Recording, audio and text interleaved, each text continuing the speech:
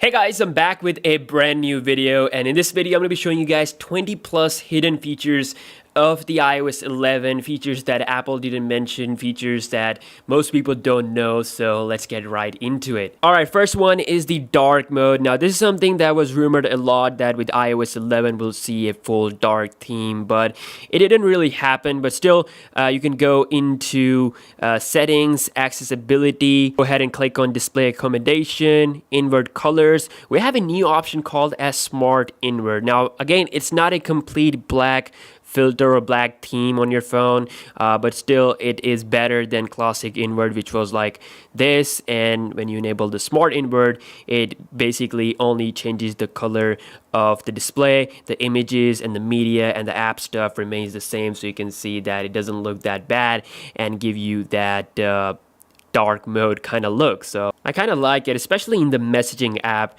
It almost feels like you have applied a theme on your iPhone. It's like a dream come true for Apple fans. But personally, I wanted to see an Apple theme engine with iOS 11, but that didn't happen. So yeah, this is the closest you can get with the hidden smart invert feature. Next up, we have advanced one-handed mode. Now, previously we had this where we tap the home button a couple of times and the apps come down and you can, easily press it with one hand. But now you can do it a bit more advanced way, where you can 3D touch the globe in the keyboard and get this. If you press this here, it goes there. And if you want it on the left, you can do that by pressing this. So this is something that was available on Android for quite a lot of time, but now it's finally here on iOS, so a bit advanced form of one-handed operation right there. Next up, we have Type to Siri feature, where you don't have to speak to your AI assistant every single time and look like a jerk in public. So now with the help of this option, you can just type in whatever you want to search. So going into Siri, and here you can see on the top we have the Type to Siri option. I've already enabled it, so every time I launch Siri, it gives me this keyboard to type stuff. So let's say if I want to search weather in Canada, if I search this, and it shows me this Canada. So yeah, you don't have to speak, you can type. Now with iOS 11, Apple showed that the control center has gone to new heights. It's looking really cool with this new visual change. But what they did not mention is that you can actually customize the control center. You can add or remove things from this whole cool UI. So first you go into settings, go ahead and type in control center, and holy moly, that's a jackpot. So we have so many things there. First of all, the things that are on or included, as you can see, torch, timer, calculator, and camera. That stuff you can see here. If you don't want to have torch, let's say if I remove it, that disappears. And down here we have more controls, more things to add. For example, if I want to add, let's say, low power mode, I can do that. I can just instantly have my phone on low power if I'm running on low battery, which I am, by the way. So that's a fast way to do it. Same thing with the notes, magnifier, text size, torch again. So you can have so many things, and you could just fill this thing with so many features. So I just really love it. The new control center really allows you to have full customization, and yeah, that's something that Apple did not mention. I don't know why. Next up is screen recording. You already have seen it, and this is like a hidden gem with this iOS 11. I mean, it's really hidden. So with iOS 11, you can have the screen recording thing here with the control center. So once enabled, you can see that it says record. So you can go ahead and record gameplays, record your conversation, whatever you want to record. And then to view the recorded video, you have to go into photos and then go ahead and select that video. So now you can see that it is perfectly recorded in really high frame rate. It feels like it's recorded in 60 FPS. So you can do gameplay, you can upload them on YouTube, and yeah, you don't have to install any third-party stuff. Now it's built in with the iOS 11. Next up is advanced screenshots. So let's say if I am in settings, I want to quickly take a screenshot. I would do the normal thing where I hold the power and the home button at the same time. Okay, as you can see, take screenshot, and after taking the screenshot, it kind of glanced that thing here. So, oh my god, I have to do that again.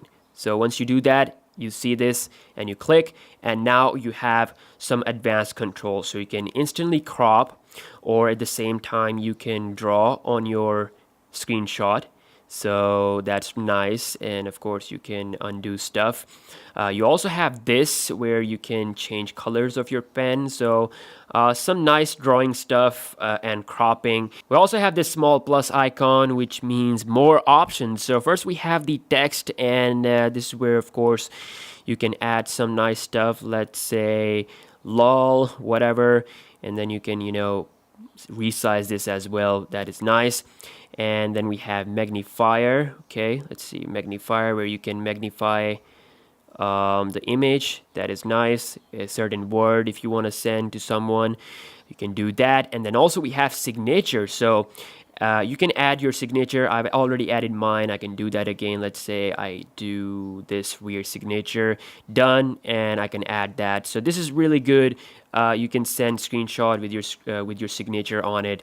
That's nice. Next up, if you go into settings and go into general and scroll all the way down, you can see now we have a shutdown button right below the reset button. So I don't know why Apple included it. Maybe it's for those people who have broken power buttons, so you can just quickly do that. So yeah, a not so cool but a hidden thing, you can say, with iOS 11. That's the dedicated shutdown button. With iOS 11, you get a dedicated option for emergency services, and here you can set up the emergency call. And if you turn on this auto call option, what this will do is that it will call 911 or whatever the emergency number is if you press the power button 5 times. So it's good, and Apple is taking this to the next level by having a dedicated option for this, not hidden previously with the iOS 10. Next up, we have the battery suggestions. So if you go into settings, go ahead, tap on battery, and this is where you're gonna see the battery life suggestions from the software itself. So now currently I have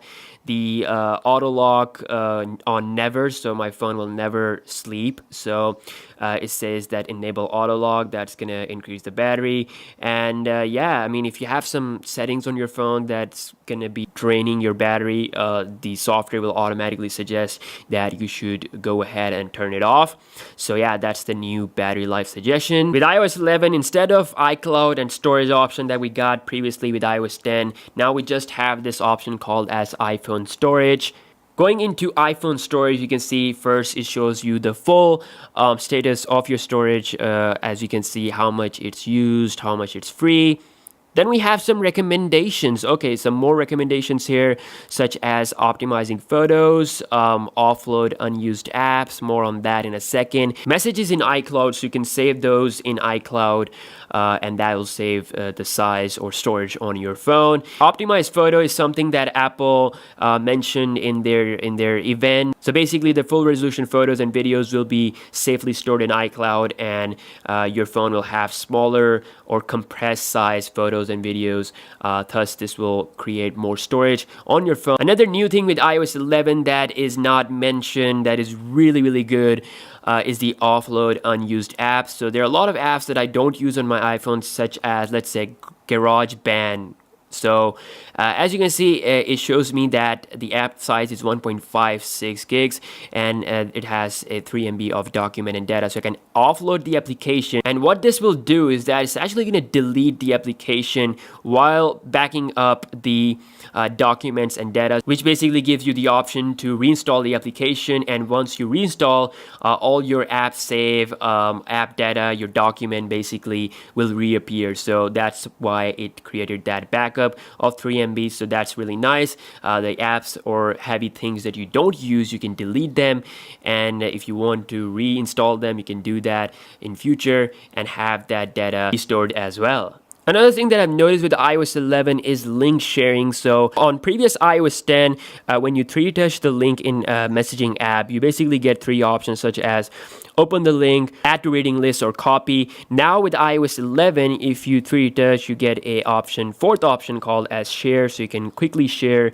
to compatible applications such as mail, reminder. You can add it to notes, or you can do this airdrop thing, instantly drop it on your Mac or other iOS devices, quickly share that. With iOS 11, you get a new option called as show previews. Now, what this is that whenever you get a text message or Instagram notification or any other notification, you basically get a preview of that. So you can have that on always, of course, that's the default option, or you can have it on unlocked, or you can have it on never. If you have it on never, that means that the things or the notification will not preview, and it will look like this. So you can see that if I swipe up, it says notification, does not say which one liked my picture. So it's just a bit more advanced form of locking your phone completely. If you don't want someone to see your notification, you can do that. With iOS 11, you can actually scan QR codes with the default application, so you don't have to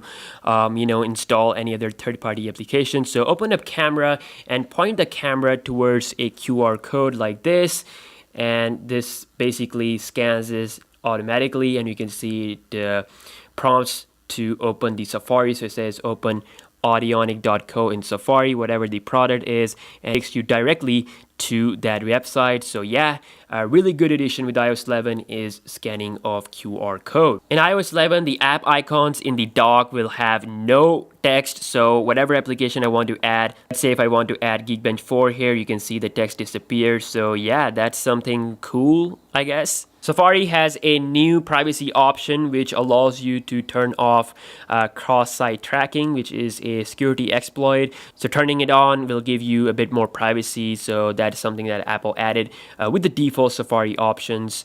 Live photos now work with FaceTime as well, so basically you can send FaceTime photos as well as save them on your iPhone. Currently I can't show you guys because my iPhone is taking so much time to activate FaceTime, but if you have an iPhone on iOS 11 with FaceTime activated, then you can definitely see that cool option of live photos. And last but not the least is the AirPod customization. Go to settings, then go to Bluetooth. Here you'll see your AirPods, and type this I button. This will take you to your AirPod settings. And for some reason, I'm still seeing the old iOS 10 settings, but this is the new settings, and this will allow you to have custom actions on separate right and left AirPods. So you can have the right for Siri and left for play/pause. App Store is not the only application that has been redesigned. We also have a new look with the podcast app, which is looking much more cleaner and have these tabs: listen now, library, browse, and search. So it's looking a bit better compared to the older version, that's for sure. So yeah, these were the 20 plus cool hidden iOS 11 features that most people don't know, that Apple didn't mention. I hope you guys have enjoyed this video, and if you did, then please give this video a thumbs up and subscribe if you are new to the channel. Yeah, I'll see you guys in the next one. Peace.